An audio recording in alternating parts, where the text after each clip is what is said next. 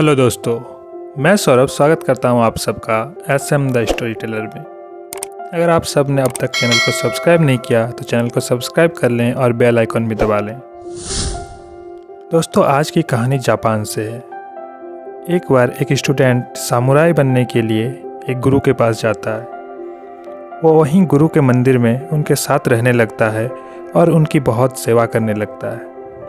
इतनी सेवा देख के वह गुरु उसे अपना सबसे प्रिय शिष्य बना लेता है। एक दिन गुरु अपने शिष्य से कहते हैं कि मैं तुम्हें एक लेटर देता हूँ। ये लेटर बहुत इम्पोर्टेंट है और तुमको इसे दिए गए पते पे बहुत ही सावधानी से पहुँचाना है। ये लेटर किसी और के हाथ में नहीं लगना चाहिए। ये कह के वो गुरु अपने शिष्य को एक लेटर दे देता है। वो शिष्य दिए गए पते की ओर जाने लगता है।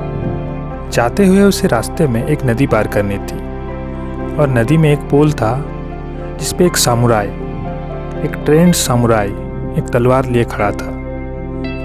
दरअसल उस सामुराई ने यह प्रण लिया था कि उस पुल से पार होने वाले 100 लोगों को वो मारेगा। अब तक उसने 99 लोगों को मार चुका था और वह अपने 100वें शिकार के लिए बहुत उत्सुक था। उसने जैसे ही उस शिष्य को देखा, उसने कहा कि तुमने इस पुल पे कदम रखा है, अब तुम्हें मरना पड़ेगा। ये सुन के वो शिष्य काफ़ी घबरा जाता है और वह उस सामुराई से कहता है कि कैसे उस लेटर को सही समय पे सही जगह पहुंचाने के लिए उसके गुरु ने उसे भेजा है।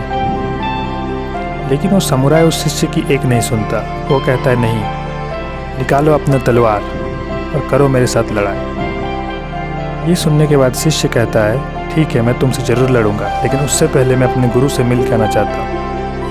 दोस्तों, वो शिष्य वापस अपने गुरु के पास जाता है और वहाँ जाके गुरु को सारी बात बताता है। तो गुरु अपने शिष्य से कहता है, तुम्हारी ट्रेनिंग तो अभी कंप्लीट भी नहीं हुई, तुम तो अभी शुरू ही कर रहे हो और ऐसे एक ट्रेंड सामुराई से लड़ पाना बहुत ही मुश्किल है, या यूँ कह लो कि असंभव है। अगर तुम उससे लड़ोगे तो तुम्हें सिर्फ मौत ही मिलेगी। ये बातें उस शिष्य की उम्मीद से बिल्कुल अलग थी, क्योंकि वो शिष्य अपने गुरु से उस पुल को पार करने का उपाय पूछने आया था, मगर गुरु तो कह रहे हैं कि उस पुल को पार करना असंभव है। फिर गुरु कहते हैं, चलो फिर भी मैं तुमको एक आसान उपाय बताता हूँ अपने मौत से मिलने का। गुरु अपने शिष्य को अपनी तलवार देते हुए कहते हैं कि ये लो, इस तलवार से मैंने काफ़ी युद्ध जीता है और मैं चाहता हूँ कि आज जब तुम उस समुराई से लड़ने जाओ और अपने मौत से मिलने जाओ तो वो तुम्हारे लिए काफ़ी यादगार हो।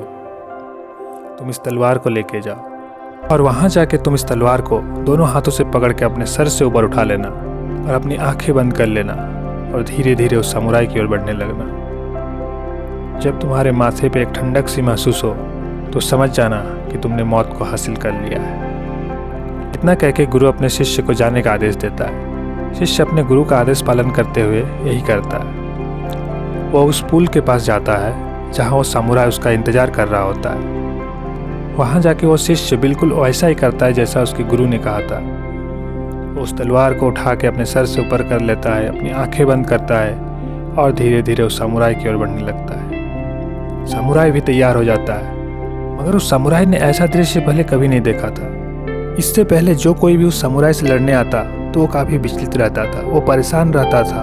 वो सामुराई ये देख के काफ़ी आश्चर्यचकित था कि कैसे उसके सामने से एक आदमी अपना तलवार सर से ऊपर उठाए, आंखें बंद करके, मानो कि वो ज्ञान के उस शिखर पे जा पहुंचा है जहां वो तलवारबाजी भी इतनी शांति से कर सकता है। सामुराई उस शिष्य का कॉन्फिडेंस देख के ये सोचने लगता है कि शायद ये जरूर कोई महान तलवारबाज होगा और सोचने लगता है कि कितना ज्ञानी होगा कि ऐसी घड़ी में भी ये इतना शांत है।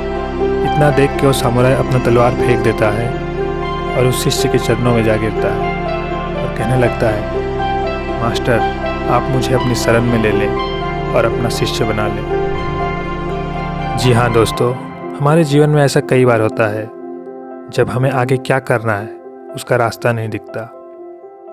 फिर हम जो सो अनाप शनाप बहुत सारी चीज़ें करने लगते हैं क्योंकि हमें समझ नहीं आता कि हमें करना क्या चाहिए।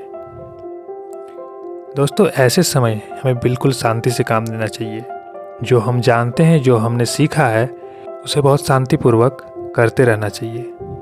अगर हम ऐसा करते हैं तो हमें वहीं से आगे का रास्ता दिखेगा और हम आगे बढ़ पाएंगे। तो दोस्तों, आप अपने जीवन में कोई भी काम शांति और धैर्य से करें। आपको सफलता ज़रूर मिलेगी। आशा करता हूँ दोस्तों ये कहानी आप सबको अच्छी लगी हो। मिलते हैं ऐसी अच्छी कहानियों के साथ अगली वीडियो में। तब तक अपना और अपनों का ख्याल रखें।